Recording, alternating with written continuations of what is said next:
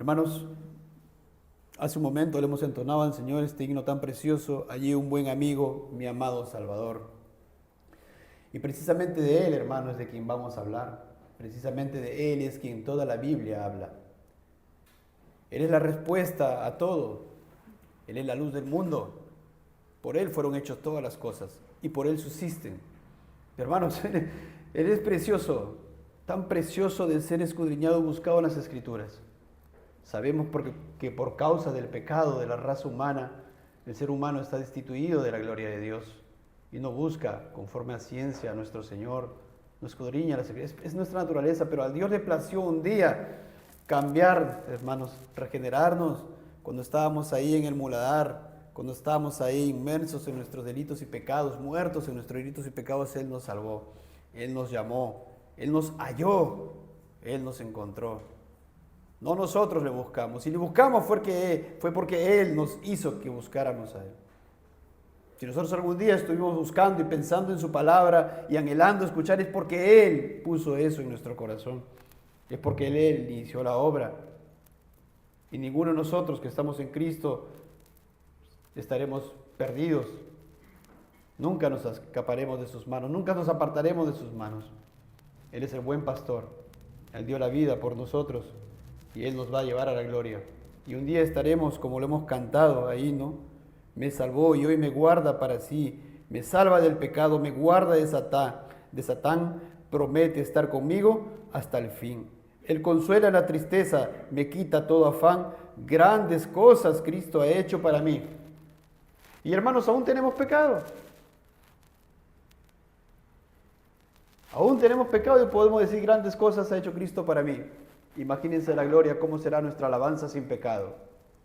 Libre de todo pecado, en la gloria le exaltaremos a Cristo tal como Él es.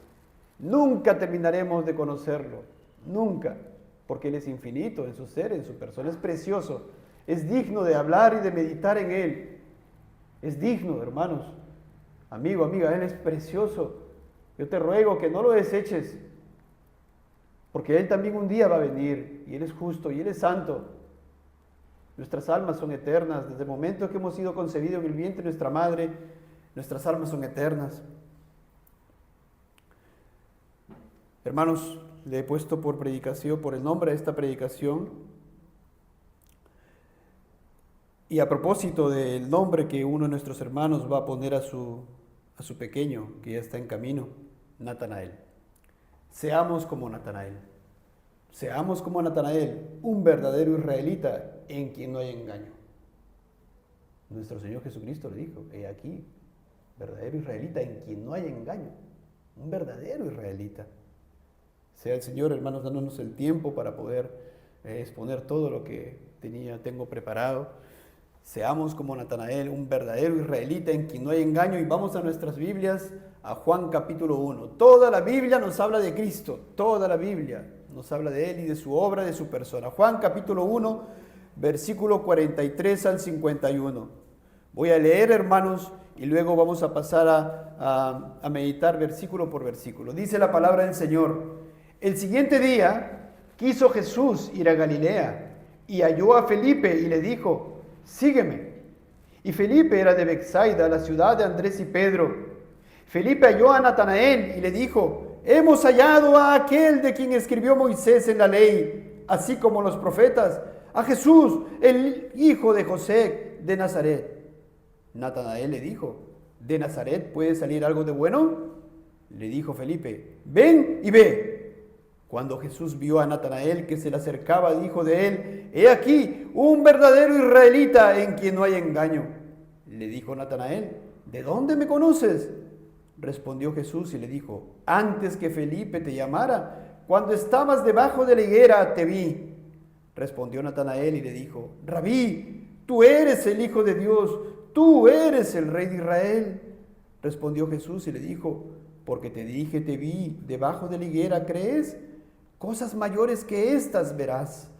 Y le dijo, de cierto os digo, de aquí en adelante veréis al cielo abierto y a los ángeles de Dios que suben y descienden sobre el Hijo del Hombre. Bendita palabra del Señor. Empezamos, hermanos, en Juan, versículo 43, capítulo 1, que dice, el siguiente día, quiso Jesús ir a Galilea y halló a Felipe y le dijo, sígueme. Hermanos, el siguiente día, dice aquí, ¿verdad? La primera parte del versículo 43. Pues el día anterior el Señor Jesucristo se había encontrado con Andrés y Juan, ¿ya? Juan el apóstol, quienes siguieron al Señor Jesús donde él moraba. Eso lo vemos en Juan capítulo 1, versículos 35 al 40. Ese mismo día anterior, Andrés busca y encuentra a Simón, a quien el Señor le va a poner el nombre Pedro. Hermanos, eso lo vemos en el versículo 41 al 42, en los versículos. Y este día, hermanos, del versículo 43, donde estamos empezando esta predicación, dice, el siguiente día. ¿Ya? Estamos en el siguiente día. Y dice ahí, quiso Jesús ir a Galilea, hermanos. ¿Por qué quiso el Señor ir a Galilea? Porque Él tenía sus propósitos, hermanos, todas las cosas que Él había decretado en la eternidad, la persona santísima de la Trinidad. Él había decretado y tenía que encontrar ¿a quién? A Felipe. Quiso Jesús ir a Galilea y halló. Si halló es porque lo buscó y lo encontró. No es que Felipe lo haya buscado. Bueno, la predicación es sobre Natanael, pero estamos empezando aquí. Es importante empezar aquí, ya verán por qué. Y halló a Felipe, buscó a Felipe y encontró a Felipe. Y si Felipe estaba en algún otro lado, pues Dios puso en su corazón algo para que esta persona, Felipe, vaya y se encontrara con Jesús. Pues Dios fue quien buscó a Felipe.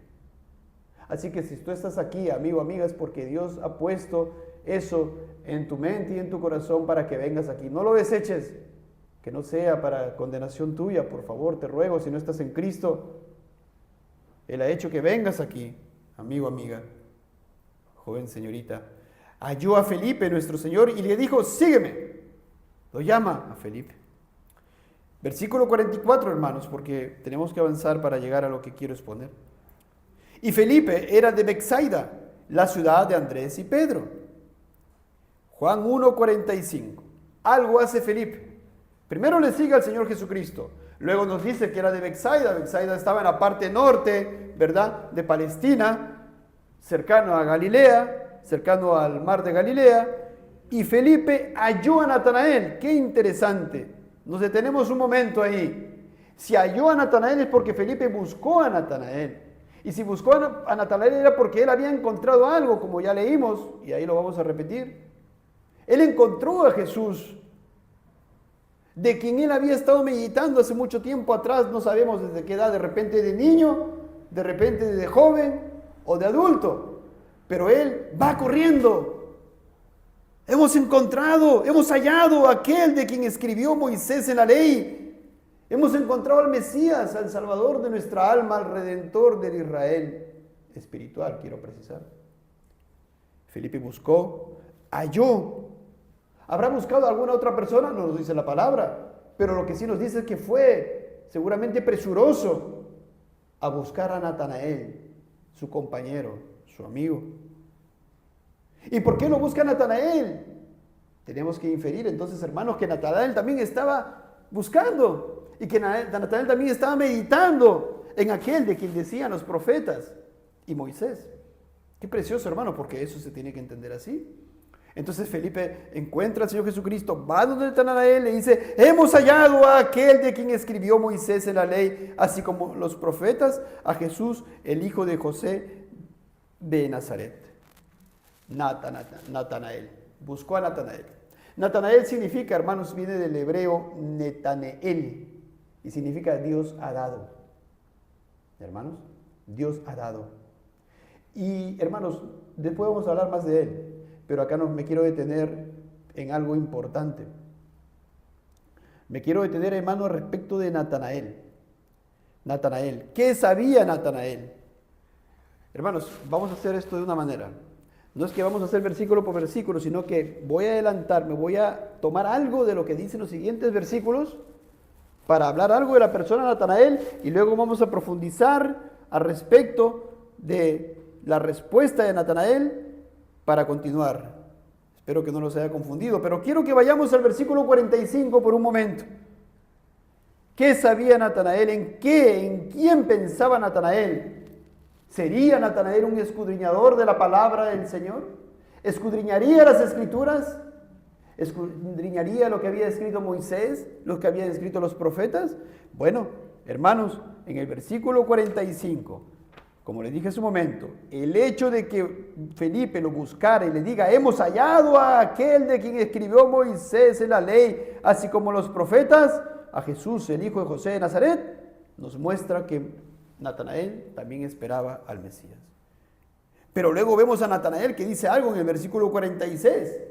Estamos viendo un poco el carácter de Natanael, lo que salía de su boca, de su corazón. Y en el versículo 46 dice, Natanael, ¿de Nazaret puede salir algo de bueno? Entonces, ¿qué nos quiere decir eso? ¿Qué inferimos, hermano? Que él sabía que el Mesías no iba a nacer en Nazaret. ¿Y tenía razón o no? Pues tenía razón. Y por eso él inmediatamente discierne, ¿no? Felipe le dice, hemos hallado a alguien a Jesús de Nazaret, y entonces él dice, ¿de Nazaret? ¿El Mesías? ¿Pero cómo va a ser Nazaret? Si el Mesías tiene que salir de la casa de Judá, de la casa de David, de Belén, él pensaría, nos damos cuenta que él conocía, hermanos. Eso es lo que quiero que ustedes vean por el momento aquí. ¿Qué vemos en el versículo 47? ¿Qué es lo que le dice el Señor Jesucristo? Un verdadero israelita en quien no hay engaño. O sea, hermanos, ¿qué nos dice eso? Era un creyente. Era una persona que miraba, así como Abraham vio de lejos a Cristo, lo vio y se gozó, él también. Era un verdadero israelita. Y si hay una palabra verdadero, ahí el adjetivo verdadero, israelita, significa que hay falsos israelitas, habían falsos israelitas, es decir, habían realmente la nación de Israel. En ese tiempo vemos a quienes los falsos israelitas espirituales, bueno, eran israelitas materiales o materialmente hablando, físicamente hablando, los fariseos, los escribas, muchos judíos que rechazaron a Cristo, eran israelitas de nacimientos, pero no todo el que desciende de Israel es israelita de corazón. Pero este hombre era un verdadero israelita, o sea, era un hombre que amaba a Dios y que sus oraciones llegaban a Dios y que Dios le escuchaba. Era un hombre arrepentido de sus pecados, era un hombre que sabía su condición como ser humano caído, pero sabía y esperaba en su Salvador el Mesías, un verdadero israelita en quien no hay engaño. Pero luego en el versículo 48, hermanos, también vemos lo que el Señor le dice, el Señor Jesús le dice que estaba debajo de la higuera. Y por lo que vemos más adelante, hermanos, debajo de la higuera, ¿qué hacía debajo de la higuera? Pues estaba meditando, estaba orando seguramente al Señor. Usted estaba meditando en las Escrituras, en el Mesías, en su Salvador. Estaría orando a Dios, pidiéndole perdón por sus pecados que cometía. Vamos viendo, vamos haciendo una figura de Natanael. Y en el versículo 49, él le dice a Jesús algo, de lo cual también vamos a aprender acerca de él. ¿Qué le dice? Rabí, tú eres el Hijo de Dios, tú eres el Rey de Israel. O sea que si, imagínense, Natanael mira a nuestro Señor Jesucristo, lo ve como hombre, y él sabía lo necesario para decir, oye, tú como hombre eres también el Hijo de Dios, y eres también el Rey de Israel, y eres también hombre. O sea, hermanos, todo lo que él decía detrás de estas palabras era un tremendo bagaje de las Escrituras. Él conocía bastante las Escrituras para que pueda correlacionar y decir, tú eres el Hijo de Dios, eres hombre, porque te estoy viendo hombre. Entonces eres el Hijo de Dios, el Rey de Israel. ¿De dónde iba a venir el Rey de Israel? De la simiente de David, de la casa de David. Ibas a nacer, él estaría en su mente cuadrando las profecías de la simiente. Una virgen concebirá, ¿verdad? Un niño nos es nacido y ahora eres un hombre. Cuadraba, tú eres el Hijo de Dios, tú eres el Rey de Israel. Y ahora, ¿por qué yo fui a estos versículos un poco para ver el carácter de Natanael? Escuchen, niños, señoritas, estén atentos, por favor, a la palabra del Señor, porque de algún momento este hombre, Natanael, fue niño, ¿verdad? Alguna vez fue joven. Y sabemos, hermanos, de las Escrituras, como dice Deuteronomio 6, cuál era el mandato del Señor. Oye, Israel, Jehová nuestro Dios, Jehová uno es, y amarás a Jehová tu Dios de todo tu corazón y de toda tu alma y con todas tus fuerzas. Y estas palabras que yo te mando hoy estarán sobre tu corazón, y las repetirás a tus hijos, y hablarás de ellas estando en tu casa y andando por el camino y al acostarte y cuando te levantes, y las atarás como una señal en tu mano y estarán como frontales entre tus ojos, y las escribirás en los postes de tu casa y en tus puertas. ¿Habrá crecido así Natanael siendo enseñado por sus padres? No lo sabemos, no dice las Escrituras, pero probablemente sí. Y en todo caso, joven, señorita, mire el mandato de Dios. Amarás a Jehová tu Dios de todo tu corazón, con toda tu alma, con toda tu fuerza, y en todo momento meditar en el Señor en tu trabajo, en tu estudio, en tu caminar, cuando amaneces, cuando duermes, en tus proyectos, todo, en todo momento. Y la repetirás, dice, porque somos así, necesitamos ser repetidos, necesitamos ser enseñados por el Maestro que es Cristo. Necesitamos, padres, madres, tenemos una gran misión de predicar todo el consejo de Dios a nuestros hijos, a nuestros parientes, a nuestros amigos. Entonces, hermanos, ahí está Natanael, y me quiero detener en algo, hermanos, me quiero detener en algo tremendo, pues dice, vayan ustedes, regresen al versículo 45. Felipe halló a Natanael y le dijo, hemos hallado a aquel de quien escribió Moisés en la ley, así como los profetas. Entonces, hermanos, ¿qué nos quiere decir eso? En otras palabras, lo que le estaba diciendo Felipe a Natanael, y lo que Natanael también creía, era que todo el Antiguo Testamento, todos los libros del Antiguo Testamento, todo lo que escribió Moisés, Génesis, Éxodo, Levítico, Número, Deuteronomio, todo lo que escribieron los profetas, lo que vemos en Esdras, Nehemías, Esther, Josué, Jueces, Ruth, seguimos todos los profetas mayores, profetas menores, los libros históricos, todo, hermanos. Usted habla la Biblia y encuentra a Cristo. Y su obra, su ser, su persona, sus atributos. Así que escudriñemos de él. Y entonces, ¿qué diría Natanael cuando habría leído Génesis 2?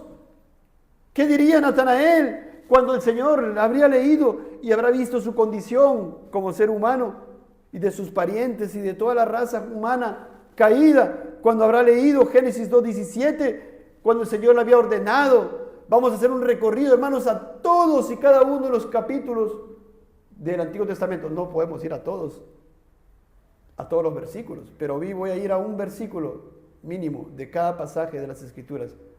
Tal vez no lo lea todo, tal vez nos demos 2 minutos por cada uno, pero vamos a pensar. ¿Estaría Natanael? ¿Cómo vería y escudriñaría esto de aquí? Cuando dice, Dios le dijo a Adán, mas del árbol de la ciencia del bien y del mal no comerás, porque el día que de él comieres, aquí viene todo, ciertamente morirás. Y sabemos, hermanos, la historia. Adán, nuestro cabeza federal, el representante de la raza humana, pecó, cayó, desobedeció, y con él, hermanos, toda la raza humana pecó. Por eso todo ser humano, desde que es concebido en el vientre de su madre, es concebido en pecado. Y cuando nace, crece, vive en pecado, peca más. El pecado se reproduce, lo aleja más de Dios. Desde que nace, hermanos, nace apartado de Dios. Es la pura realidad. O vayamos aquí a la calle, llamemos a 1000 personas, hablemos de Cristo, digámosles que vengan a la iglesia. No lo van a hacer porque es su naturaleza, así es. Así es el pecado. ¿Habría sabido Natanael acerca de esto? Por supuesto que sí. ¿Habría sabido al respecto de Génesis 3:15 la promesa de la simiente de la mujer que herirá a la cabeza de Satanás? Cuando el Señor dice, pondré enemistad entre ti y la mujer, y entre tu simiente y la simiente suya, la simiente de la mujer, esta te herirá en la cabeza y tú le herirás en el calcañar. Natanael meditaría en la simiente de la mujer, que un día vendría alguien de la mujer para redimir, rescatar su alma y de otros muchos hermanos. Seguramente sí. ¿Sabría Natanael acerca de Génesis 22? Y todavía estamos en Génesis y tengo que avanzar rápido. Cuando el Señor le hizo la promesa a Abraham, el pacto con Abraham, y le dijo, de cierto te bendeciré y multiplicaré tu descendencia como las estrellas del cielo y como la arena que está a la orilla del mar. Escudriñaría Natanael y que esto significaría que de la simiente de Abraham iba a haber una simiente espiritual grande, que nadie podría contar. ¿Sabría Natanael lo que significaría Génesis 22:18, cuando ahí nada más en el pacto que hace Dios con Abraham, le dice, cuando amplía el pacto, le dice, en tus simientes serán benditas todas las naciones de la tierra por cuanto obedeciste a mi voz? Natanael diría, la simiente de la mujer, la promesa que fue en Génesis 3:15, ahora se repite aquí a Abraham, Génesis 22:18, en tu simiente serán benditas todas las naciones de la tierra. O sea que alguien vendría de Abraham por quien se lograría la redención y sería para justificación de muchos en todas las naciones, no solamente en el Israel literal. ¿Sabría Natanael alguna vez, habrá leído, hermano, lo que nosotros hemos visto y estudiado más ampliamente? Pero quiero citarle solamente un versículo, Éxodo 27:1 y 2, dos versículos, cuando el Señor le indicó a Moisés a respecto del altar de madera de acacia, el altar del holocausto que tenía que hacer, el altar de bronce, donde dice la palabra, el Señor le dijo, harás también un altar de madera de acacia de 5 codos de longitud y de 5 codos de anchura, será cuadrado el altar y su altura de 3 codos, y le harás cuernos en sus 4 esquinas, los cuernos serán parte del mismo y lo cubrirás de bronce. Hermanos, ¿meditaría Natanael acerca de este pasaje? Un altar de bronce tan grande, de madera de acacia cubierto de bronce. ¿Por qué mejor no lo hizo de fierro nada más? ¿No pensaría eso? ¿Por qué de madera de acacia cubierto de bronce? ¿Y por qué con 4 cuernos? Y relacionaría esto con las fiestas que Dios había dispuesto en Levítico. ¿Y por qué la sangre del animal que era sacrificado tenía que ser echado en los cuernos? ¿Qué significa esto? Pensaría él. Pues hermanos, qué tremendo, ¿no? Que vemos ahí el altar de bronce, madera de acacia, representa la humanidad de Cristo. Cubierto de bronce, ¿qué representa, hermano? La divinidad de Cristo, para que pueda soportar el fuego. Ese altar tenía que soportar el fuego porque se ponían leñas, se ponían animales, se ofrecían en holocausto. Si hubiera sido solamente madera, ¿qué hubiera pasado con el altar? Se hubiera quemado todo, pero tenía que ser de cubierto de bronce. Y así Cristo en su humanidad. Hermanos, cuando fue a la cruz del Calvario, su divinidad permitió que Él pudiera recibir toda la ira de su Padre. Ahí vemos en el altar la humanidad unida a la divinidad. El tipo como una sombra, como una figura. Los cuernos, ¿por qué 4 cuernos? ¿Qué denota el cuerno en las Escrituras? Poder. ¿Y qué nos muestra eso entonces? Que el sacrificio de Cristo, hermanos, denota poder. ¿Y por qué sangre sentaba en los días, en las fiestas, en el día de la expiación, en los sacrificios por el pecado, Levítico 4? ¿Por qué la sangre se tenía que untar? Porque ese poder de Cristo, su sacrificio, radica en su muerte, en el derramamiento de su sangre, el derramamiento de su vida. Porque Natanael tenía que escudriñar, era un verdadero israelita en quien no había engaño, ¿recuerdan? Por eso me tomé unos minutos para poder a ustedes hablarle al respecto del carácter de Natanael. Hermanos, este hermano Natanael que ahora está en la gloria con Dios, y es solamente para ir a Éxodo, hermanos. Tenemos que ir a Levítico. Levítico 16. Solamente hemos avanzado Génesis y Éxodo. Levítico 16:15. El día de la expiación. Después degollará el macho cabrío en expiación por el pecado del pueblo y llevará la sangre detrás del velo adentro y hará de la sangre como hizo con la sangre del becerro y la esparcirá sobre el propiciatorio y delante del propiciatorio. Hermanos, hemos estudiado respecto al día de la expiación como 4 o 5 prédicas. Y ese día era el único día en el cual el sumo sacerdote entraba al lugar santísimo. ¿Y con qué entraba, hermanos? Degollará el macho cabrío en expiación por el pecado del pueblo y llevará la sangre detrás del velo.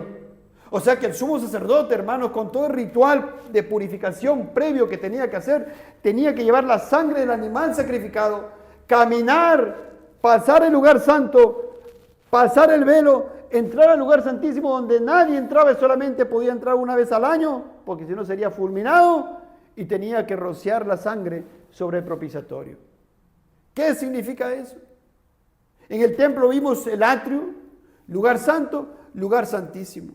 El atrio representa la tierra. El lugar santo representa los cielos. El lugar santísimo, la presencia mismísima de Dios. ¿Y el sumo sacerdote a quién representaba? A Cristo. ¿Y quién nos representa cuando el sacerdote entraba una vez al año al lugar santísimo y una vez nada más y rociaba la sangre? Cristo. Cristo, con su sacrificio, se presentó una sola vez y para siempre delante del Padre para decirle, este es mi sacrificio por mi pueblo. Eso, hermanos. Levítico 16. ¿Natanael escudriñaría eso? Porque si él leía solamente las escrituras para cumplir y para decir, me han dicho que lea esto y voy a leer, no sería un verdadero israelita en quien no hay engaño. Así que, hermanos, tenemos que inferir muchas cosas.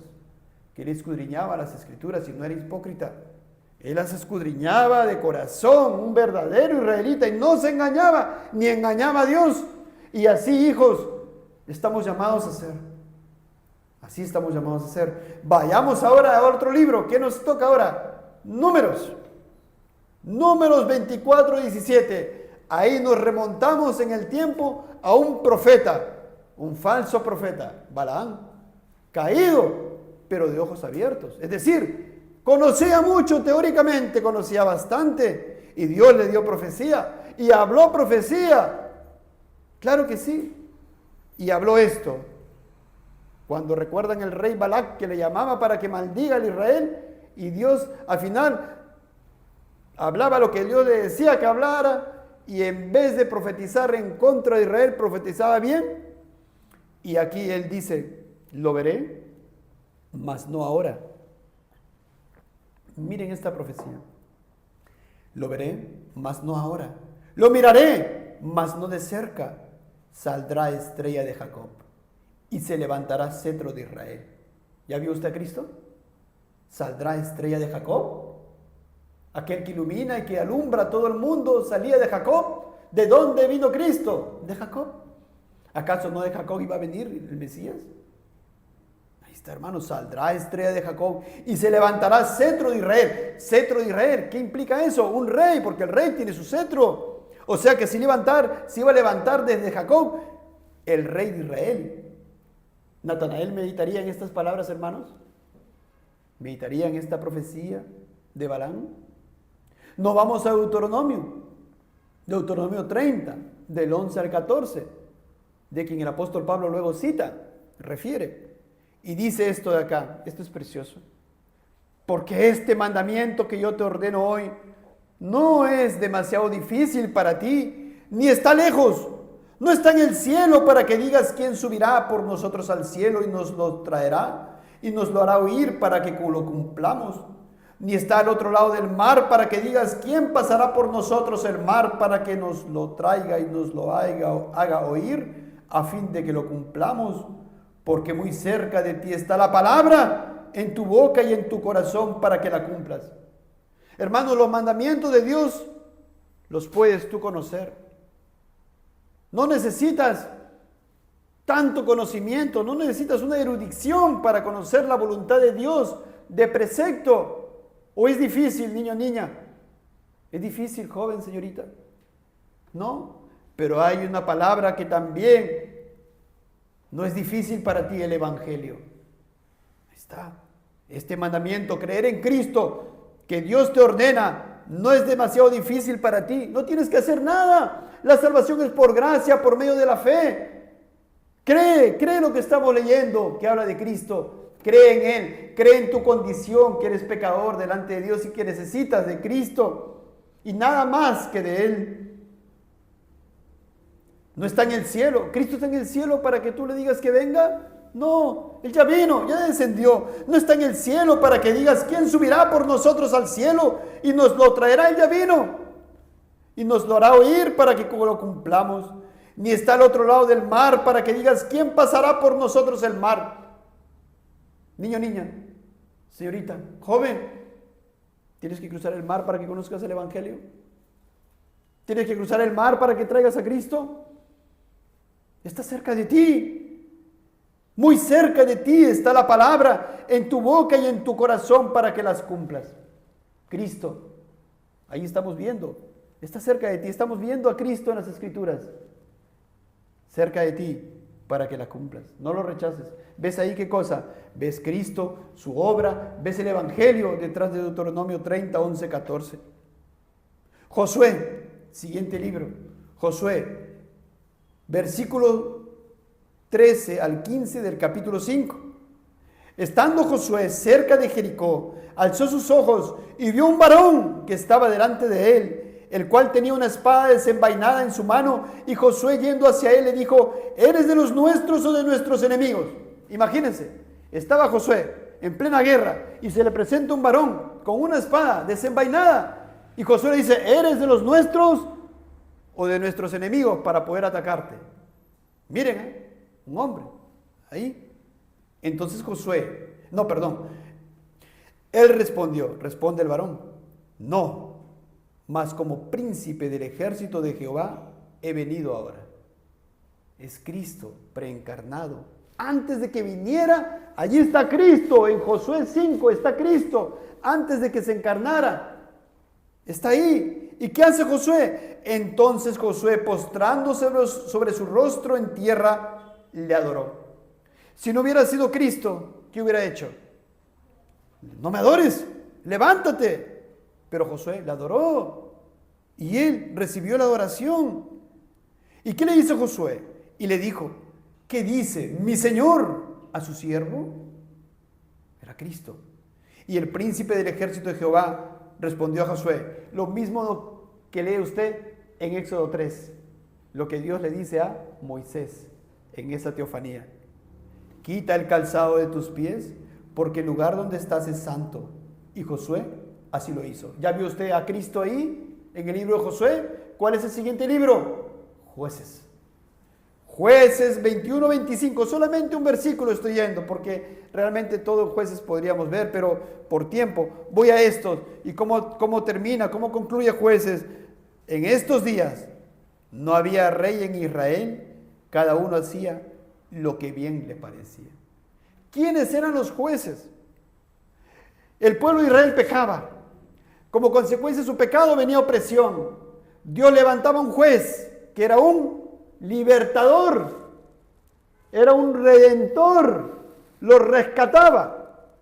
Luego moría el juez, nuevamente pecaban los de Israel, le venía la consecuencia de su pecado, y Dios en su misericordia levantaba a otro juez y lo liberaba. ¿Entienden, hermanos? ¿Y a quién apunta todo libertador de las Escrituras? Todo redentor de las Escrituras apunta a Cristo, son tipos de Cristo. Y en estos días no había rey en Israel y cada uno hacía lo que bien le parecía. Pero hermanos, nosotros tenemos un rey y es Cristo. Y como tenemos un rey que es Cristo, no hacemos lo que bien nos parece, hacemos lo que está en su palabra. Pero en esos tiempos no había rey en Israel. Cada uno hacía lo que bien le parecía. Y regresamos a Natanael, porque estamos hablando de Natanael. ¿Meditaría en estas cosas? ¿Cómo encontraría a Cristo en el libro de Jueces? ¿Cómo encontraría a Cristo? Si no es otra manera de ver el Redentor detrás de estos jueces. Ruth, capítulo 3, versículo 3. Es el siguiente libro que nos toca ahora. ¿Qué le dice Boaz a Ruth? Ustedes recuerdan la historia tan preciosa. Es un libro precioso, hermano. Mucha enseñanza. Es tremendo. Wow. Me gusta mucho el libro de Ruth. Cuando Ruth va y se acuesta a los pies de Boaz y luego le dice: cúbreme, le dice, ¿no? En otra palabra le está diciendo: recíbeme, ¿no? Cásate conmigo. Redímeme, ¿no? Sácame mi condición terrible de pobreza. Todo eso apuntaba a ¿quién? Cristo. Ruth es el tipo de la iglesia y Cristo es y Boaz es el tipo de Boaz. Boaz es el tipo de Cristo. Ahí Ruth, ahí estamos nosotros. ¿Y qué le dice Boaz a Ruth? Pasa aquí la noche y cuando sea de día, si él te redimiere, el pariente más cercano, bien redímate. Mas si él no te quisiere redimir, yo te redimiré. Vive Jehová, Descansa pues hasta la mañana. Yo te redimiré. ¿Y quién nos redimió, hermanos? ¿Quién nos rescató de nuestro pecado, de nuestra pobreza espiritual? Rubén era muy pobre. Tenía que recoger, hermano, lo que se caía de las espigas, de las cosechas ahí, del trigo, de la cebada. Y nosotros, hermanos, ¿cómo estábamos? En tremenda pobreza espiritual. Estábamos muertos en delitos y pecados, putrefactos, como Lázaro. ¿Así estábamos o no? Claro que sí. Natanael, vimos seguramente lo que él pensaría respecto a Génesis 2, Génesis 3, la caída del hombre, su condición y la condición y el pecado en la humanidad. Eso así está la raza humana. Así estamos. Entonces, ahí está. Y en Ruth 4, del 8 al 22, como concluye el libro de Ruth, que es tremendo porque el Señor, después de darnos la historia de Ruth y de Boaz, al final nos dice, estas son las generaciones de Fares. ¿Quién era Fares? ¿El hijo de quién? De Judá. ¿Quién era la mamá de Fares? Tamar. Una historia tremenda que está en el libro de Génesis, pero que dice aquí, estas son las generaciones de Fares. Fares engendró a Esrón, Esrón engendró a Ran, Ran engendró a Aminadab, Aminadab engendró a Naasón, y Naasón engendró a Salmón, Salmón engendró a Boaz, y Boaz engendró a Obed. Ahí fue el hijo de Ruth, con Boaz era Obed. Obed engendró a Isaí, ¿ya recuerdan? Isaí engendró a David. ¿Y quién vino de David? El Mesías. ¿Vio usted a Cristo detrás de todo esto? ¿Cómo revisaría y escudriñaría a este Natanael, verdadero israelita en quien no hay engaño? ¿O lo miraría solamente como una simple historia y un cuento? Por favor, de ninguna manera, hermanos. 1 Samuel 2:10. 1 Samuel. Y ahí, una porción pequeña de esta oración tremenda, ¿de quién? De Ana, la mamá de Samuel. Delante de Jehová serán quebrantados sus adversarios, y sobre ellos tronará desde los cielos. Jehová juzgará a los confines de la tierra, dará poder a su rey, y exaltará el poderío de su ungido. ¿Quién está detrás de ello, hermanos? Cristo. Inmediatamente está el rey David, pero el rey David es un tipo ¿de quién? De Cristo. Natanael pensaría en esto, hermano, de un rey que tendría poder, todo poder, su ungido, el ungido de Dios. Ahora nos vamos al siguiente libro, 2 Samuel capítulo 7. Cuando Natán, hermanos, cuando el Señor le da esta profecía a Natán al respecto del rey David, esto que tenía que comunicar Natán a David. 2 Samuel 7 del 12 al 13. Y cuando tus días sean cumplidos, ¿días de quién? Del rey David, iba a morir. Cuando tus días sean cumplidos y duermas con tus padres, yo levantaré después de ti a uno de tu linaje, uno después de David, el cual procederá de tus entrañas, y afirmaré su reino. Él edificará casa a mi nombre, y yo afirmaré para siempre el trono de su reino. ¿A qué apuntaba eso? Alguien que iba a tener el trono de su reino para siempre. ¿Podía ser un hombre común y corriente? ¿Salomón acaso era? No. ¿Quién era? Cristo, el hijo de David. ¿Levantó casa o no levantó casa? Sí. ¿Cuál es su casa? Su iglesia. Qué precioso, hermanos. Natanael pensaría en esta profecía, por supuesto, hermano, porque era una profecía muy clara que tenían los judíos. Claro, era muy claro esto, hermanos. Alguien que iba a venir de las entrañas de David, de la simiente de David, el hijo de David, que iba a tener un trono para siempre. No era una persona común y corriente. Primera Reyes, siguiente libro. El Señor le dice a Salomón, Primera Reyes 9, versículo 5. Yo afirmaré el trono de tu reino sobre Israel para siempre, como hablé a David tu padre, diciendo, no faltará varón de tu descendencia en el trono de Israel. Nuevamente, el trono de tu reino sobre Israel para siempre. Y recordemos, cuando estaba Natanael, ¿había rey de Israel? Ya no había rey de Israel. Entonces, ¿cómo él, ahí en su cabeza, qué diría? ¿Cómo es eso que era para siempre? No es que debería seguir la descendencia de los reyes, pero eso se cortó hace tiempo, ya no hay reyes, hace tantos años de aquí atrás. Entonces él tenía que, hermanos, ciertamente sería muy difícil verdaderamente para nuestra naturaleza caída, para nuestra mente, hermano, que es tan finita, poder relacionar todas las profecías y poder decir, ¿no? Dar, como se dice, en el clavo y poder relacionar todo. Somos tan finitos, hermanos. Pero Natanael era un verdadero israelita en quien no había engaño. Y por tanto él meditaría en estas palabras cuando Dios le dijo a Salomón: yo afirmaré el trono de tu reino sobre Israel para siempre. Un rey. ¿Recuerdan qué le dijo Natanael a Jesús? Tú eres el Hijo de Dios. Tú eres el Rey de Israel. Aquí está. Rey para siempre. Segunda Reyes 8, 16 al 19. Rey Jorán. Hermanos, en el 5.º año de Jorán, hijo de Acán. ¿A Jorán era un rey bueno o malo? Malo, perverso. ¿Qué hizo? Mató a todos sus hermanos.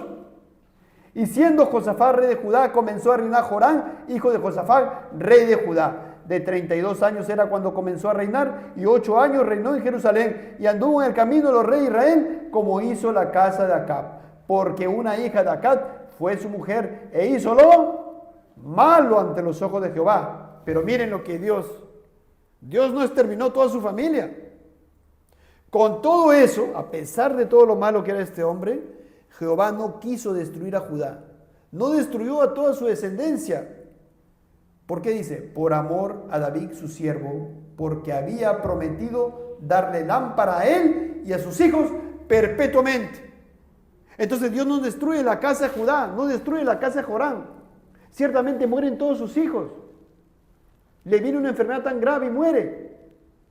Pero preserva a uno Dios, a uno de sus hijos. ¿Por qué? Porque de ahí de Jorán, que venía de David, de Josafat y luego de David más arriba, tenía que venir uno, tenía que preservarse uno, porque de ese uno, ¿quién tenía que venir? Cristo. Y por eso dice aquí, con todo eso Jehová no quiso destruir a Judá, por amor a David su siervo, porque había prometido darle lámpara a él y a sus hijos perpetuamente. Dios en su providencia ordenó todo para que este niño, este joven, el hijo de Jorán, no muriera, hermanos. Y en el siguiente libro, Primera Crónica 16, del 14 al 17, dice: Jehová, Él es nuestro Dios, sus juicios están en toda la tierra.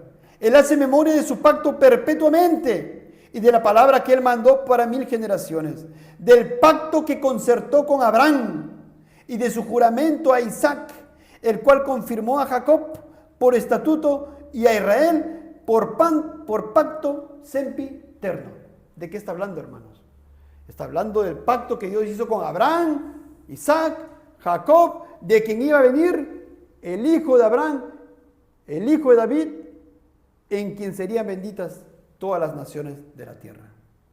A Israel por pacto sempiterno. ¿A cuál Israel es aquí? Al Israel espiritual. Segunda de Crónicas 21, 17. Hermanos, ¿recuerdan que había quedado solamente de Jorán iba a quedar una persona? Acá dice, miren: y subieron contra Judá e invadieron la tierra y tomaron todos los bienes que hallaron en la casa del rey y a sus hijos y a sus mujeres, y no le quedó más hijo, sino solamente Joacás, el menor de sus hijos. Ahora viene a cumplimiento lo que vimos en la profecía anterior. Viene a cumplimiento que solamente uno del hijo de Jorán iba a quedar. Ese era ¿cómo? Joacás. Hermanos, Joacás, también conocido como Ocosías. Hemos estudiado, hermanos. Nos vamos al siguiente libro. Segunda de Crónicas 22, 10 al 11. ¿Qué pasó con Ocosías? Ocosías muere. Su mamá Ocosías, ¿cómo se llamaba? Hermanas, su mamá de Ocosías, Atalía. Entonces Atalía, madre de Ocosías, viendo que su hijo era muerto, se levantó y exterminó toda la descendencia real de la casa de Judá. ¿Recuerdan ese pasaje? Atalía matando a todos sus nietos, a toditos. Pero ¿recuerdan Dios qué iba a hacer? Estaba preservando a uno. Había preservado a Joacás, permitió que tuviera hijos. Ahora Atalía mata a todos los nietos, pero tenía que quedar uno. Aquí miren, pero Josabet, hija del rey, tomó a Joás, hijo de Ocosías, y escondiéndolo entre los demás hijos del rey, a los cuales mataban, le guardó a él y a su ama en uno de los aposentos y no lo mataron, dice más adelante. ¿Por qué? Natanael, hermanos, Natanael, el verdadero israelita, en quien no hay engaño, meditaría en estas cosas, diría, oh, Dios en su providencia. Dijo que había prometido de la casa de David, entonces tenía que mantener la genealogía de David, tenía que mentir el hijo de David. Entonces, ¿cómo preservó a Joacás? Y ahora, ¿cómo preservó a Joás? Pues Dios es fiel a sus promesas, a sus pactos. Y usted ve detrás de todo esto, ¿lo ve a Cristo o no lo ve a Cristo? Claro, tenía que venir Cristo, hermanos, tenía que venir a Cristo. ¿Qué tal providencia del Señor? Esdras, capítulo 6, versículo 14 al 19. Hermanos, aquí está cuando se restablece el sistema de sacrificios y se reedifica el templo, el segundo templo de Jerusalén. ¿Recuerdan que fue destruido? Bueno, aquí estamos en este tiempo, este es el contexto.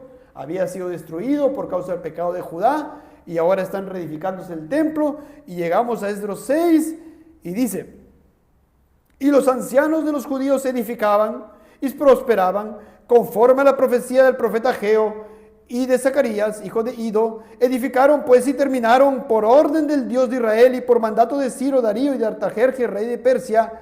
Esta casa fue terminada. ¿Cuál casa? El templo de Jerusalén. Fue terminado el tercer día del mes de Adar, que era el 6º año del reinado del rey Darío. Entonces los hijos de Israel, los sacerdotes, los levitas y los demás que habían venido de la cautividad, hicieron la dedicación de esta casa de Dios con gozo y ofrecieron en la dedicación de esta casa de Dios 100 becerros, 200 carneros y 400 corderos y 12 machos cabríos en expiación. ¿Ya vio usted la obra de Cristo o no? Para empezar, ese templo, ¿Dios está confinado a un templo, algo físico? Lo dice bien, lo vemos bien en el libro de Hechos. ¿Y a qué apuntaba esa casa? Al tabernáculo de Dios con los hombres, Cristo mismo. Esta casa era un tipo, una figura, una sombra.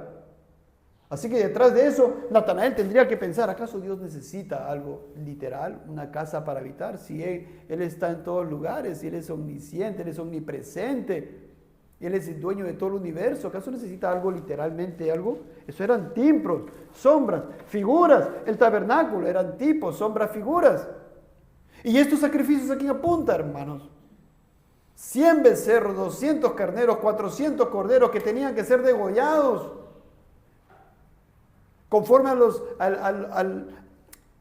la ordenanza del Señor, la ley ceremonial de Dios de sacrificio de los animales, lo que tipificaban estos animales muertos, la obra de Cristo, hermanos, en esta tierra. Y pusieron a los sacerdotes en sus turnos y a los levitas en sus clases. Versículo 19. También los hijos de la cautividad celebraron la Pascua a los 14 días del mes primero. Nuevamente, ¿qué ve usted acá atrás de esto? Hermanos, tanto tiempo habían dejado de celebrar la Pascua y ahora reedificado el templo, nuevamente comenzaron a celebrar la Pascua. ¿Y quién estaba detrás de la Pascua? ¿A quién tipificaba la Pascua? A Cristo, hermanos. ¿Natanael escudriñaría todo esto, hermanos? Nehemías, capítulo 8, versículo 1 al 2. Se juntó todo el pueblo como un solo hombre en la plaza. Qué tremendo es esto. Nehemías ahí, en un estrado, predicando. En la plaza que está delante de la puerta de las aguas, y dijeron a Esdras, el escriba, que trajese el libro de la ley de Moisés, la cual Jehová había dado a Israel. Y el sacerdote Esdras trajo la ley delante de la congregación, así de hombres como de mujeres, y de todos los que podían entender, el primer día del mes séptimo. ¿Qué se celebraba el primer día del mes séptimo, hermanos? Examen. El primer día del mes séptimo, la fiesta de las trompetas. La fiesta de las trompetas. Hermanos, se llamaba a la congregación a reunirse, a lamentarse, a prepararse para el día que venía, la fiesta de la expiación. ¿Y qué pasó? Versículo 5. Abrió pues Esdras el libro a ojos de todo el pueblo, porque estaba más alto que todo el pueblo, estaba en un estrado. Y cuando lo abrió todo el pueblo estuvo atento. Bendijo entonces Esdras a Jehová, Dios grande. Y todo el pueblo respondió, amén, amén, alzando sus manos, y se humillaron y adoraron a Jehová. Sí, se humillaron. Y luego dice, y los levitas, ahí menciona los nombres, varias personas, levitas, hacían entender al pueblo la ley, y el pueblo estaba atento en su lugar, y leían en el libro de la ley de Dios claramente, y ponían el sentido de modo que entendiesen la lectura. Y Nehemías el gobernador y el sacerdote Esdras escriba y los levitas que hacían entender al pueblo, dijeron a todo el pueblo, día santo es a Jehová nuestro Dios, no os entristezcáis ni lloréis, porque todo el pueblo lloraba oyendo las palabras de la ley. ¿Por qué el pueblo lloraba? ¿Por qué el pueblo se lamentaba cuando oía las palabras de la ley? Porque eran pecadores. Lloraba, se lamentaba. La paga del pecado es muerte. El pecado, hermanos, es aborrecible delante del Señor. Se lamentaban. Pero miren lo que les dijo Esdras: día santo es a Jehová nuestro Dios. No os entristezcáis ni lloréis, porque todo el pueblo lloraba oyendo la palabra de la ley. ¿Por qué no tenían que entristecerse? ¿Por qué Esdras da este mandato? ¿Por qué les dice que no se entristezcan? Porque, hermanos, se venía una fiesta ahí nada más, el día 15, el día de la expiación. Y el día de la expiación, ¿qué tipificaba? Tipificaba, hermanos, la obra de Cristo. El día de la expiación, no olviden, era el único día en el cual el sumo sacerdote entraba al lugar santísimo. El día de la expiación tipificaba la obra de Cristo, en la cual una vez y para siempre entró en el lugar santísimo, la presencia de Dios con su sacrificio. ¿Cuál fue su sacrificio? ¿Un animal? ¿Un becerro? ¿Cordero? Sí mismo. Se presentó a sí mismo, hermanos. Entonces por eso le dice, no os entristezcáis, versículo 10, porque el gozo de Jehová es vuestra fuerza. Después del día de la expiación, ¿qué fiestas se celebraban? De los tabernáculos. Libro de Esther, hermanos. Esther, capítulo 4, versículos 14 al 17. ¿Recuerdan ustedes la historia, hermanos? El tiempo siempre nos queda corto. Sí nos está quedando bastante corto realmente. No puedo ya ahondar mucho, pero ustedes recuerdan el edicto que allí salió del rey Asuero, que se había juntado con Amán, recuerdan, con mentira, con engaños, y todos los judíos tenían que morir. Y entonces Mardoqueo, ¿qué es lo que hace? A través de una persona le dice a Esther que interceda delante del rey Asuero. Y aquí en el versículo 14, ¿qué le hace saber Mardoqueo a Esther? Si callas, si no dices nada, si tú tienes miedo de que te mate el rey, porque ciertamente no podían acercarse al patio interno de donde estaba el rey, porque si no morían, ¿verdad? Tenía que ser con autorización del rey. Y entonces Mardoqueo le dice, si callas absolutamente en este tiempo, respiro y liberación vendrá de alguna otra parte para los judíos. Dios verá cómo nos salva. Mas tú y la casa de tu padre pereceréis. Y quién sabe si para esta hora has llegado al reino. Y Esther dijo que respondiesen a Mardoqueo, miren esto de aquí. Ve y reúne a todos los judíos que se hallan en Susa y ayunad por mí. Ayunad por mí. Y no comáis ni bebáis en 3 días, noche y día. Yo también, con mis doncellas, ayunaré igualmente. ¿Esther era creyente? Ella dice, yo también con mis doncellas ayunaré. Pregunta, cuando ayunaban, ¿qué hacían? Oraban, ¿verdad? Ayunaban. Sí, oraban, perdón. Ayunaban, oraban. Pero no dice acaso la palabra, y no pensaría esto Natanael, que todo hombre está destituido de la gloria de Dios y que solamente puede acercarse en oración a Dios por medio de ¿qué? De Cristo. ¿No ve usted detrás de esto la obra de Cristo? ¿No ve usted que Esther, la única manera en la cual ella podía con sus doncellas ayunar y orar a Dios era por medio de solo y únicamente la obra de Cristo? ¿Entiende, hermanos? Vamos a avanzar. Esther 10. Porque Mardoqueo el hijo, versículo 3, el judío, fue el segundo después del rey Asuero y grande entre los judíos y estimado por la multitud de sus hermanos, porque procuró el bienestar de su pueblo y habló paz para todo su linaje. Hermanos, ¿quién ve usted detrás de Mardoqueo?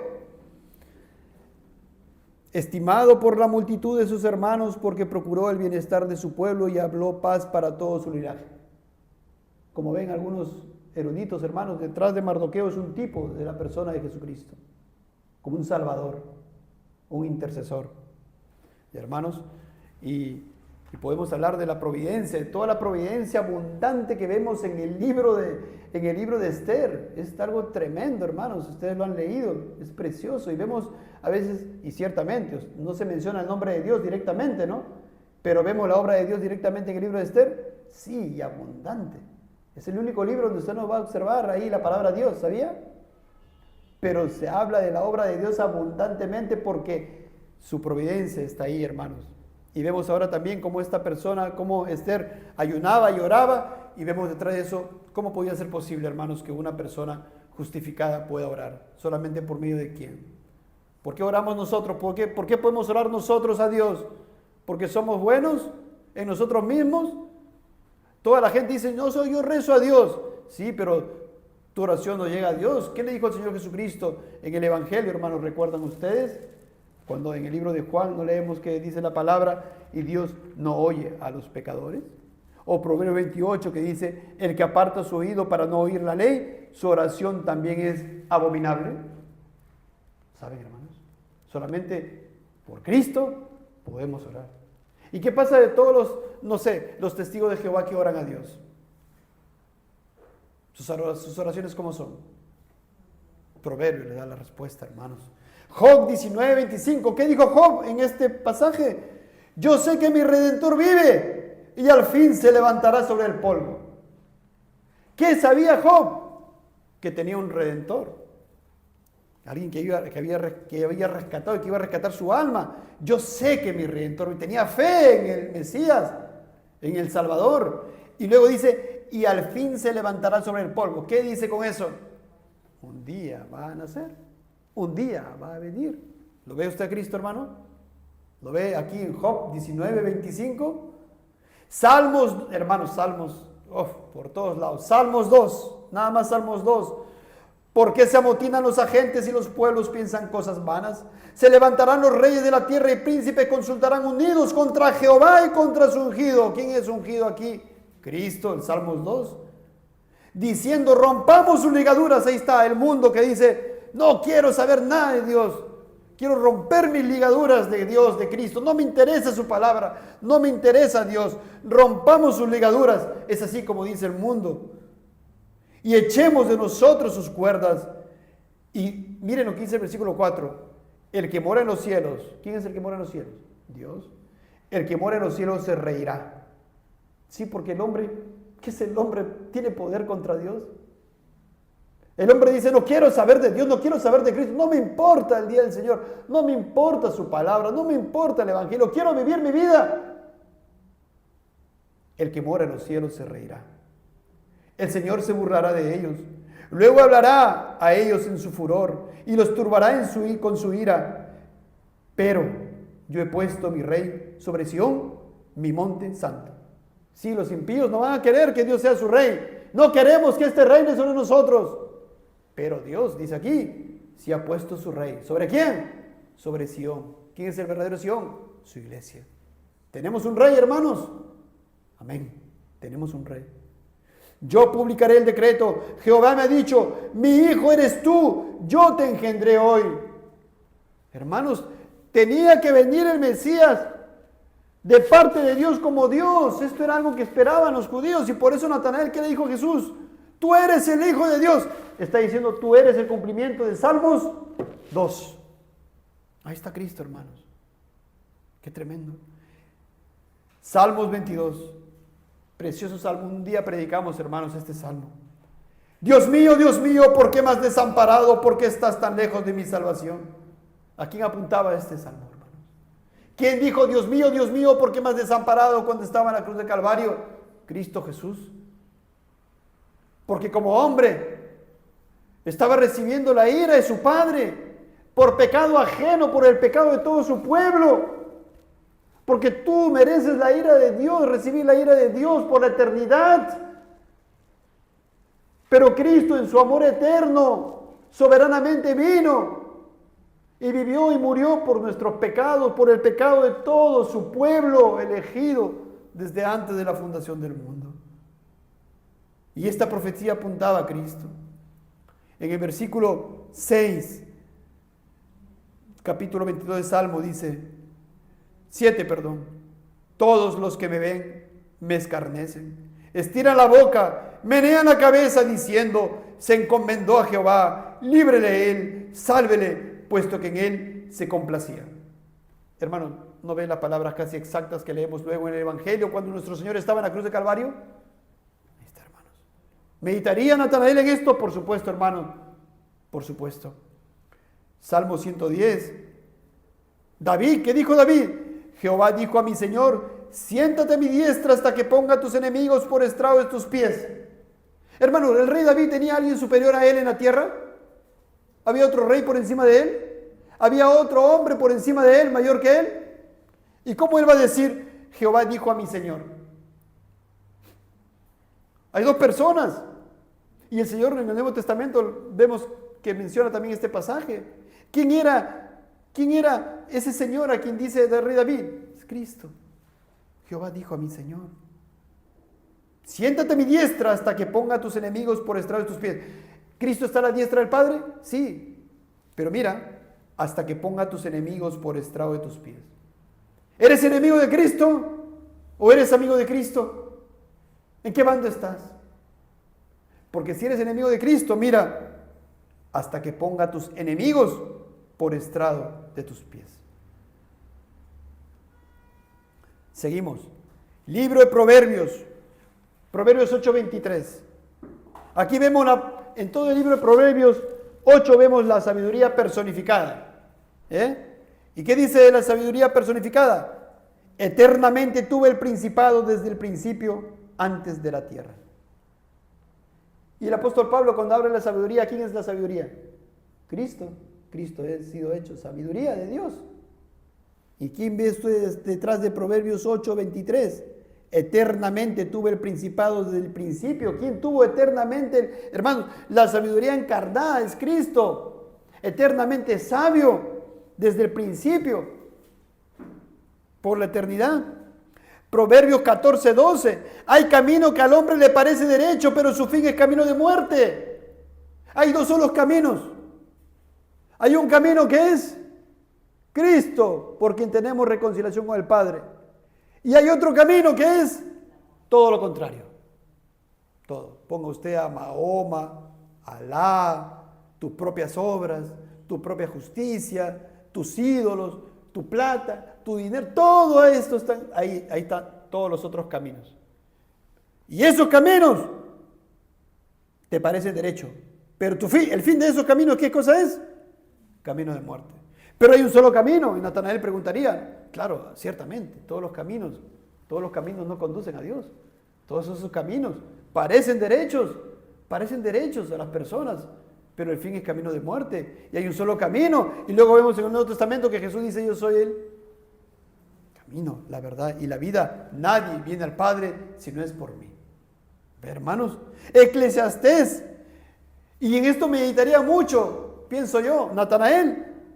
Porque dice Eclesiastés 7:20, ciertamente no hay hombre justo en la tierra que haga el bien y nunca peque. ¿Qué está diciendo ese versículo tajante? No hay hombre justo en la tierra. Ningún ser humano, todos se apartaron desde la matriz, dice la palabra. Pero luego cuando leería Eclesiastés 8:11, Natanael, cuando dice, por cuanto no se ejecuta luego sentencia sobre la mala obra, el corazón de los hijos de los hombres está en ellos dispuesto para hacer el mal. Aunque el pecador haga mal 100 veces y prolongue sus días, con todo yo también sé que les irá bien a los que Dios temen. Oye, pero entonces, hermanos, creemos en las Escrituras, pero decimos, todos se apartaron, todos están destituidos, no hay ningún hombre en la tierra que peque, pero acá dice que hay algunos que le temen. ¿Cómo es posible eso? Si no es a través de la simiente de la mujer, ¿verdad? Cuando creemos y la fe es contada por justicia. Entonces, hermanos, usted ve ahí que implícitamente detrás de estas palabras ve a aquel por quien uno puede ser justificado. Y solamente es por uno, que es Cristo. Si no, estamos perdidos. Cantar de los cantares. Y dije, me levantaré ahora y rodearé por la ciudad, por las calles y por las plazas. Buscaré al que ama mi alma. Cantares 3:2. ¿A quién apunta eso? ¿Quién ama tu alma, hermano o hermana? Oh, pensaría o simplemente lo leía literalmente en la relación entre un esposo y una esposa. Hermanos, aquel que alma, nuestra alma es Cristo. Isaías 42, ya estamos en Isaías. He aquí mi siervo, yo le sostendré, mi escogido, en quien mi alma tiene contentamiento, he puesto sobre él mi espíritu, él traerá justicia a las naciones. Este es el pacto de redención, hermanos. Cuando Dios le da el encargo al Hijo, que es su siervo, dice, yo le sostendré. ¿Qué estaba prometiendo el Padre en el pacto de redención? Sostener a su Hijo en la tierra. ¿Y lo sostuvo o no lo sostuvo? Lo sostuvo. Mi escogido, en quien mi alma tiene contentamiento. ¿Quién es el escogido de Dios en quien su alma se contenta? Cristo. Por eso vemos la voz del cielo en el bautismo que dice, ¿no? Este es mi Hijo amado, en que tengo complacencia. He puesto sobre él mi espíritu. Él traerá justicia, no otro. El único que te puede justificar delante de Dios es Cristo y nadie más que Él. Sin Él estás perdido, eres injusto y morirás eternamente por tus pecados, la condenación eterna. Pero Él sí, Él traerá justicia a las naciones, a todo aquel que cree. Jeremías 31 al 34, el nuevo pacto.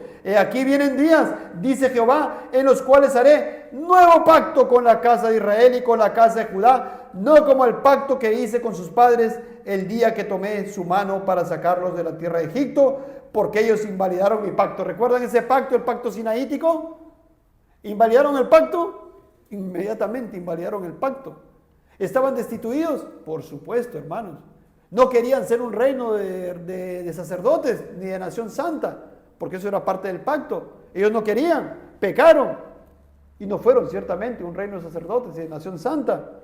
Pero el Señor hizo una promesa: haré un nuevo pacto. ¿Y por qué no podían guardar ese pacto, hermanos? ¿Por qué no podían guardar el pacto sinaítico? Porque, hermanos, eran pecadores y, hermanos, no tenían la conversión. Y no tenía, ¿qué cosa, hermanos? No tenía la ley de Dios en su mente ni en su corazón. Y por eso en el nuevo pacto dice, pero este es el pacto que haré con la casa de Israel después de aquellos días, dice Jehová, daré mi ley en su mente y la escribiré en su corazón, y yo seré a ellos por Dios y ellos me serán por pueblo. ¿Por qué estás congregando ahora, hermano, hermana? Con gozo, con alegría. ¿Por qué? ¿Por qué? ¿Por qué vienes gozoso y te preparas para venir, escuchar la palabra del Señor y adorar y congregar y tener comunión? Porque Dios lo puso, lo imprimió en tu corazón y en tu mente cuando te salvó. ¿Y cómo te salvó? ¿Cómo es esa salvación? Por medio de la fe que es en Cristo Jesús. Entonces ahora esa ley la tienes grabada en tu corazón. Ahora con un corazón, ¿como de piedra? No de carne. Y ahora los mandamientos de Dios ya no son gravosos, ya no es aburrido para ti, ya no es pesado para ti. Antes, ¿cómo era, hermano, hermana? Ay, la misa, ay, la iglesia, ay, la Biblia, ay, esto. Ni te importaba leer la palabra del Señor. Vemos detrás de Jeremías 31.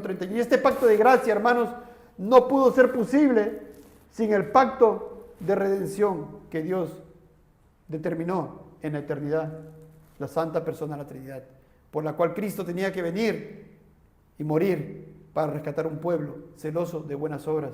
Y todo aquel que cree entra a este pacto de gracia.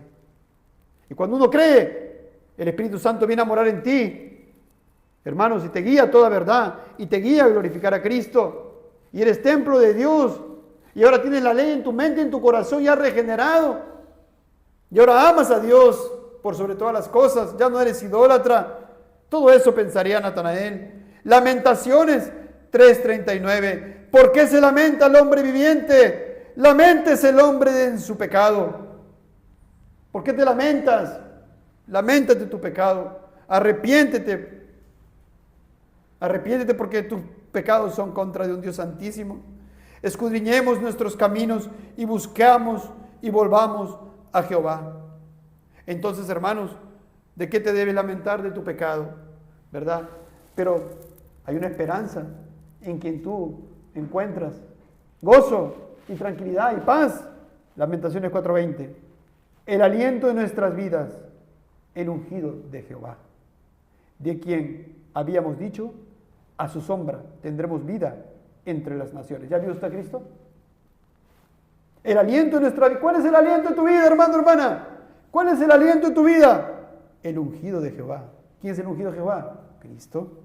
De quien habíamos dicho, a su sombra tendremos vida entre las naciones. ¿Estamos, hermanos? Ezequiel 34. Hermanos, el tiempo siempre es corto. Ezequiel 34. Porque así ha dicho Jehová el Señor. He aquí, yo mismo iré a buscar mis ovejas y las reconoceré, como reconoce su rebaño el pastor el día que está en medio de sus ovejas esparcidas. Hermanos,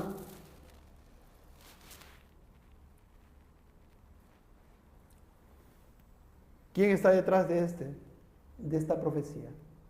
Cristo, el pastor de sus ovejas, que vino, porque acá dice, he aquí, yo mismo iré a buscar mis ovejas. ¿Y quién vino a buscar sus ovejas, a rescatarnos, hermanos? Cristo. Y en pastos suculentos serán apacentados sobre los montes de Israel. Yo apacentaré mis ovejas. ¿Y te apacienta, hermano? Con su bendita palabra, ¿verdad? Tu Santo Espíritu te lleva a su verdad. Daniel 7. Miraba yo en la visión de la noche, y he aquí con las nubes del cielo venía uno como un hijo de hombre, que vino hasta el anciano de días, y le hicieron acercarse delante de él, y le fue dado dominio, gloria y reino, para que todos los pueblos, naciones y lenguas le sirvieran. Su dominio es dominio eterno, que nunca pasará, y su reino uno, que no será destruido. Daniel 7. Está, hermano, clarísimo, un hijo de hombre, un hombre. En medio de esa profecía de Daniel 7, hermano, de todas las bestias que se ven ahí, que representan ¿qué cosa? El sistema, los gobiernos, las autoridades, ¿verdad? Pero viene uno, un hijo de hombre. ¿Y qué pasó con esto, hermano? ¿Qué sucede aquí? Y le fue dado un dominio, gloria y reino para que todos los pueblos, naciones y lenguas le sirvieran. Sí, hermanos, Él tiene un reino. Y todo lo que sucede en este universo y en esta tierra está, hermanos, dirigiéndose conforme a lo que Dios ha determinado. Y el reino de Cristo está destronando, está trayéndose abajo y se va a traer en definitiva, y en su segunda venida lo veremos, hermanos, todo este sistema malévolo de injusticias, de leyes antinomianas que se levantan contra Dios y contra su ungido. ¿Y su dominio de Cristo cómo será? ¿Unos cuantos años? ¿Como esos imperios que se levantan 100 años, 200 años? No, su dominio es dominio eterno, que nunca pasará, y su reino uno, que no será destruido. Hermanos, y ciertamente Natanael pensaría en estas cosas, esta profecía que era muy conocida. Y terminamos aquí con los profetas mayores. Ya para los profetas menores no tenemos tiempo. Vamos a hacer una segunda prédica respecto a este pasaje del libro de Juan, porque ya no tenemos tiempo para avanzar más, hermanos, no quiero cansarlos. Pero no quiero dejar de llevarlos a los otros pasajes de los libros, los profetas menores, donde vemos también a Cristo y a su obra. Y todo esto, hermanos, estamos hablando de un hombre que seguramente meditaba en todas estas cosas, pues era un verdadero israelita, en quien no había engaño. Y así, hermanos, seamos nosotros, verdaderos escudriñadores de las Escrituras. Busquemos a Cristo en todo lo que leemos en la palabra del Señor. Su obra, su persona, una persona preciosa, dos naturalezas, hermanos, dos naturalezas, precioso el Señor, humano, divino, ahí vemos en las profecías, dos naturalezas sin conversión, sin composición, sin confusión, dos naturalezas distintas. No es que Dios se convirtió hombre, no, sino que cuando se encarnó, ahora también tenía naturaleza humana, pero también naturaleza divina. Dios y hombre en una persona. 100% Dios y 100% hombre, no es 90% Dios y 10% hombre, no es 50% Dios y 50% hombre, no, es 100% hombre y 100% Dios. ¿Entra en tu cabeza? No entra.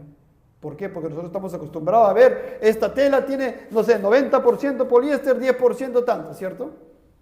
Y completamos un 100%, pero ¿cómo es posible que de una persona digamos que sea 100% Dios y 100% hombre? Pues así nos enseña la palabra. Y así lo creemos. Y así nos ha revelado el Espíritu Santo, ¿no, hermanos? Cuando creímos. Así de precioso es nuestro Señor Jesucristo, de quien hasta el momento estamos viendo todo. Y seguramente Natanael ahí debajo de la higuera meditaba en su pecado, meditaba en Dios, meditaba en el Mesías, meditaba en el sueño que le vino seguramente a Jacob, ahí cuando estaba acostado y había puesto como almohada una piedra. Cuando veía, ¿verdad?, unas escaleras, ¿verdad? ¿Recuerdan ese sueño? Pero ya no les adelanto más, porque eso veremos en la siguiente prédica. El Señor bendiga su palabra, hermanos. Oremos.